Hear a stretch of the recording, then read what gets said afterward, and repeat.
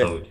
Vocês já leram O Indivíduo Soberano? E se sim, vocês que já Sim. leram há algum tempo nesses últimos anos e vendo o mundo mudar, como vocês refletem sobre ele? Porque eu acabei de terminar e assim, impressionante, impressionante mesmo. Eu não conversei com ninguém ainda sobre esse livro. Então, se vocês tiverem alguma visão para contribuir, Eu não tenho muito frescas as previsões exatamente, mas eu sei que o livro está em torno de explicar como que a evolução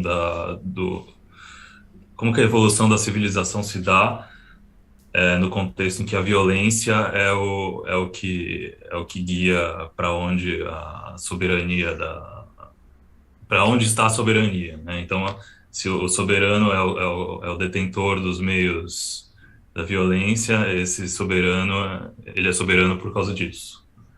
Então, colocando o Bitcoin aí como uma tecnologia de defesa do indivíduo, eu, eu vejo que ele fez essa analogia, né, ao Bitcoin no livro dele. E realmente colocando no contexto de que ele é imune a esse tipo de manipulação violenta do Estado, então ele favorece a soberania do indivíduo. Eu ouvi o audiolivro desse livro e eu gosto muito. Ele realmente dá esses choques de você perceber que, meu, como esse cara sabia disso em 1997? Tipo, como pode ser tão precisas as previsões desse cara, né? Que visão holística, Lógica, né? lógica. Puta, assim, é um livro incrível. Mas tem um porém, do meu ponto de vista, que acho que, não sei se isso é um problema do livro em si, mas talvez ele não tenha dado tanto enfoque para os aspectos negativos do processo de mudança. Porque, ao mesmo tempo que eu gosto muito, eu, eu sonho muito que o processo de hiperbitcoinização seja extremamente pacífico, eu acredito que ele tende também a ser muito rápido, eventualmente. Já é rápido hoje, mas eu acredito que ele tende a acelerar. E eu acho que tem verdades que permeiam a, a, a realidade, e são verdades na física, na economia, na biologia, nas relações sociais. E uma dessas verdades é que quando você tem reações, por exemplo, na química, reações muito rápidas, você tende a ter, sei lá, tipo, desperdício de energia, tipo, energia explodindo, certo? Você tende a ter a explosão, quando você tem a mudança muito rapidamente. E explosão gera destruição da matéria em torno dela. Isso é válido para qualquer coisa sobre a qual você raciocine. Eu acho que é válido sobre sociedade também. Então, eu acho que é bem por ali mesmo o que o cara está prevendo, essa coisa do indivíduo soberano, mas ao mesmo tempo me dá medo, porque eu sei que vai acontecer, eu sei que vai, sei, entre aspas, né? Sei que vai acontecer, sei que vai ser rápido, e porque vai ser rápido, vai ter dor, tipo, vai ter explosão. E aí eu só tenho que torcer para que a dor seja o mínimo possível do meu lado, né? Talvez a gente seja salvo novamente por aquela questão do Bitcoin mais sério, que eu gosto muito disso, mas só mais uma ramificação dessa ideia, que é a capacidade que o fungo tem de aprender com o erro dos outros, que é uma coisa também que a gente já falou nesse episódio de hoje. Então, se um fungo lá no Canadá, literalmente, nesse caso, já vai dar a deixa do que eu vou fazer referência, né? Lá no Canadá ele aprende uma coisa, o fungo aqui no Brasil ele vai aprender aquela mesma coisa, ele vai aprender o mesmo comportamento, porque ele tem uma rede de comunicação ali debaixo da terra que comunica tipo 90% de todos os fungos, uma coisa assim, não sei, estou chutando esse número, mas é por aí. E o mesmo vale para a sociedade em torno do Bitcoin, né? Então, o próprio Leta comentou que ele melhorou o OPSEC dele, melhorou os esquemas de segurança, porque estão acontecendo essas questões no Canadá. Eu também melhorei as minhas questões de segurança por conta do que ocorreu no Canadá. Quando isso acontecer no Brasil, as ramificações do Bitcoin por aqui já vão estar mais fortes, né? Quanto mais ataques o Bitcoin vai sofrendo por aí, mais ele vai fortalecendo as outras partes dele, né? Então, o que eu estou tentando fazer aqui é dar, tipo... eu estou colocando uma visão, ao mesmo tempo contradizendo essa visão, né? Ao mesmo tempo que eu acho que, se vai ser rápido, provavelmente vai ter explosão e vai ter dor, mas por conta das características do Bitcoin, talvez a dor não seja para todo mundo. Talvez o ranger de dentes não seja para todo o planeta, mas que vai existir, vai existir. Você sabe quem que tá recebendo essa dor? Que já está acontecendo, tá? Quem está recebendo essa dor é quem já comprou o Bitcoin e tem que ficar sofrendo com a volatilidade no dia a dia no preço dele. O preço que você paga para ficar rico lá na frente, depois que você se realizou com o valor que você quer que o Bitcoin chegue, enfim, é, é essa volatilidade que você tem que sofrer no dia a dia. São esses ataques todos os dias, todo dia você tem que provar, cada 10 minutos você tem que provar que você está aí, para que você está aí. Esse é o preço que você paga. Só que esse preço vai ficando cada vez menos caro com o passar do tempo. Puta, eu sem dúvida concordo, assim, tipo, mas no fundo a volatilidade acaba me importando pouco, assim, tipo, no final ela vira ruído, assim. E assim, não é Por que. isso, ele já foi maior, não foi? E ele acabou ficando menor. Sim, assim, tipo, eu nem olho direito o preço, assim, eu já, sei lá, no começo, quando eu tava começando a entrar na Toca Mais, eu olhava bem mais o preço, eu confesso, eu tava com essa cabeça Então, de. você já pagou. Pode ser. Mas, cara, quando fala nessa questão de quem vai perder, o que eu penso é muito mais assim, sei lá, quem é dono de muito imóvel, quem é dono de muita arte, quem está segurando muito renda fixa, quem tem muito fundo passivo, são os pessoal mais velho, assim. Então, tipo, sei lá, vai ter uma transferência de valor no mundo que algumas classes de reserva de valor tendem a ser desmonetizadas e esse valor fluir para outra classe de reserva de valor que é o Bitcoin. Então, quando eu penso nessa questão da dor, eu acho que ela vai acontecer. Eu concordo, acho que o Reicher já falou isso bem antes, nessa questão do teoria dos jogos acelerar, e agora o Bela Merda falou.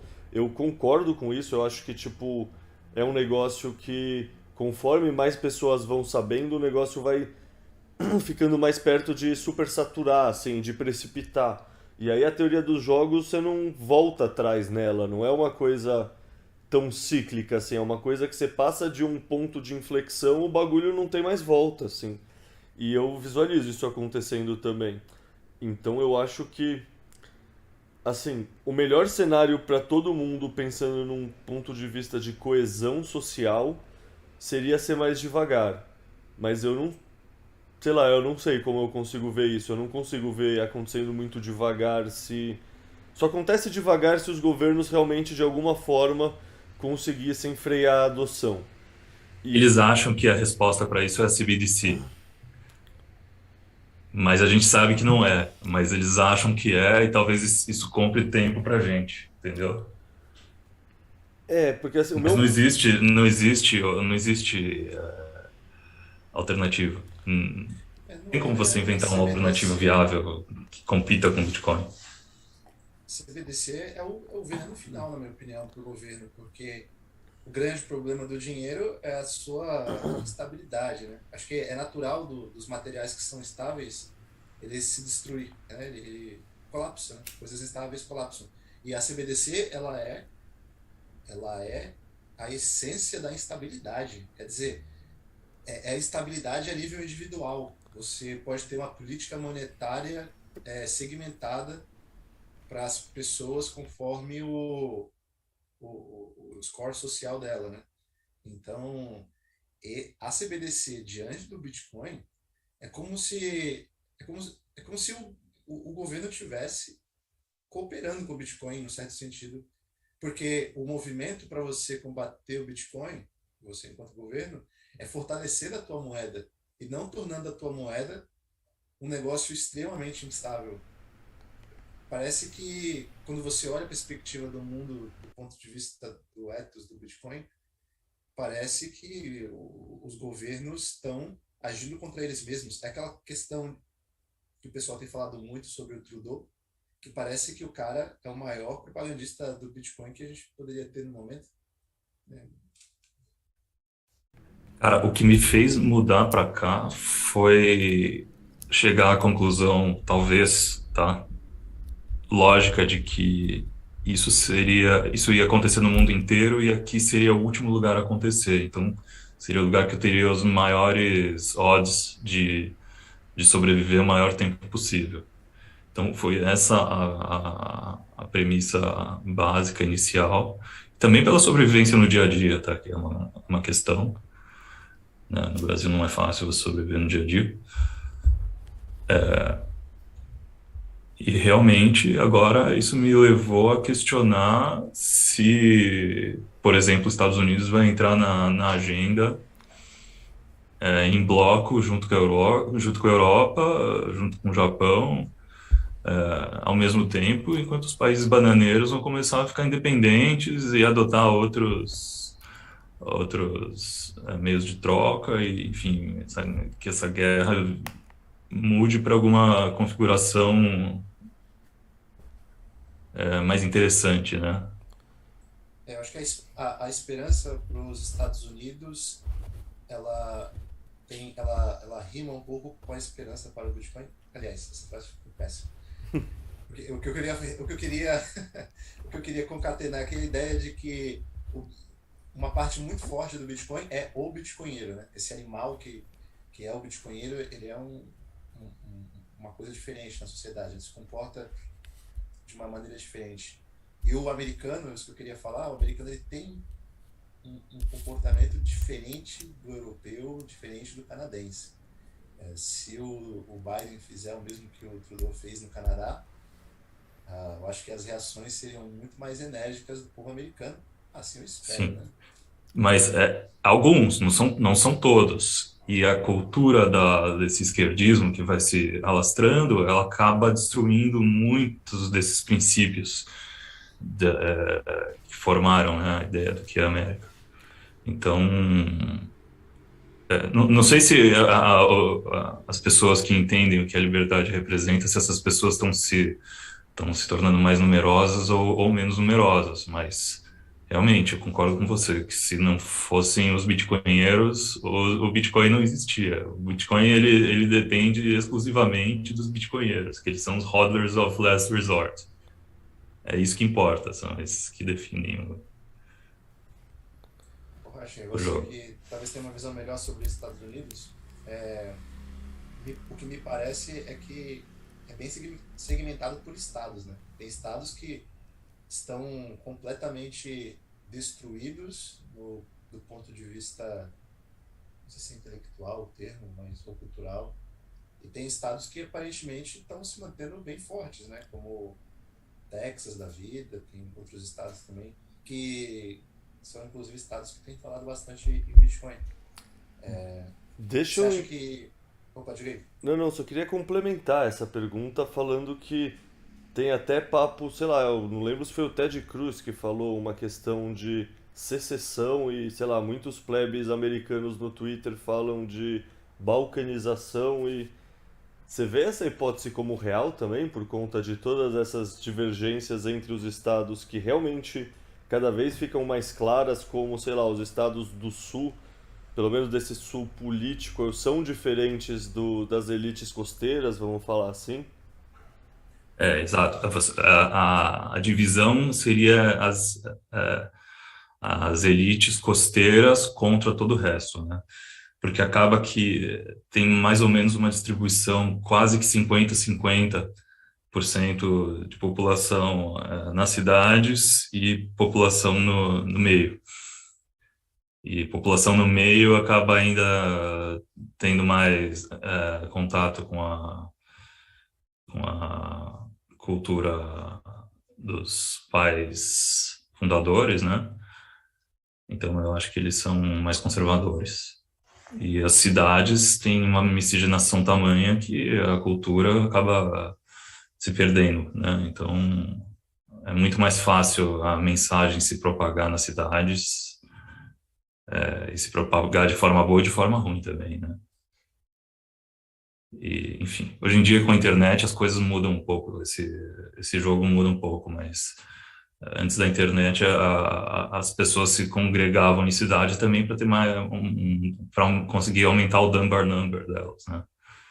Para conseguirem se relacionar com mais pessoas ao mesmo tempo, e ter mais informação, enfim, isso contribuiu com a própria capacidade civilizacional, né?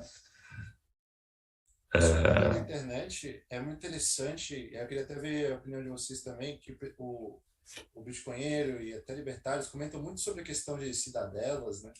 De a gente se reunir todo mundo num canto, construir um espaço nosso, mas ao mesmo tempo, eu não sei se isso é inerente ao comportamento que a gente vai ter no futuro, porque o que é inerente ao Bitcoin é o anonimato, o reino das ideias, né? É o reino é o reino digital, digamos assim. Ele não tem ele não está Isso. preso por fronteiras, pela terra. Eu tenho a impressão de que está se formando uma espécie de etnia em torno do Bitcoin, só que não é uma etnia presa à terra ou a um território, ela é global e ela não tem cara, não tem cor, não tem religião, ela tem fundamento duro. Se em algum lugar existe fundamento duro, a possibilidade para a conservação de energia, digamos assim, porque o Bitcoin tem um aspecto meio conservador. Então, se algum lugar tem espaço para Tem isso, muita gente que ainda acredita na cidadela real, né?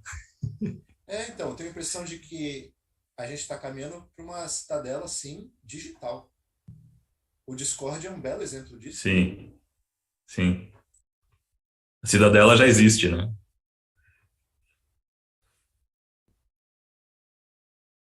O pessoal nesses fóruns de internet estão construindo verdadeiros países em torno disso. Então, tipo assim, explica Bitcoin e eventualmente ele vai vai produzir dinheiro em torno disso, né? Outros podcasts também. Então, assim, a gente já negocia entre a gente vende coisas para nós mesmos.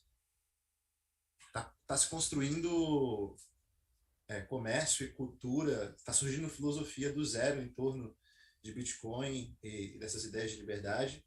E até agora eu não vi nenhum movimento sólido para juntar todo mundo num único espaço físico.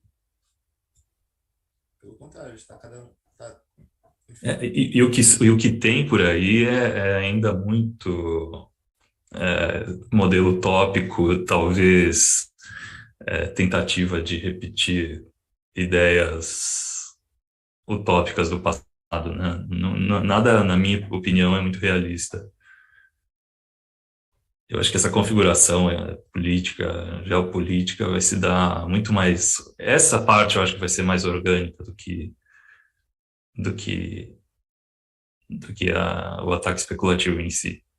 A questão da reconfiguração geopolítica eu acho que vai se dar naturalmente e simples obsolescência da utilização de fronteiras.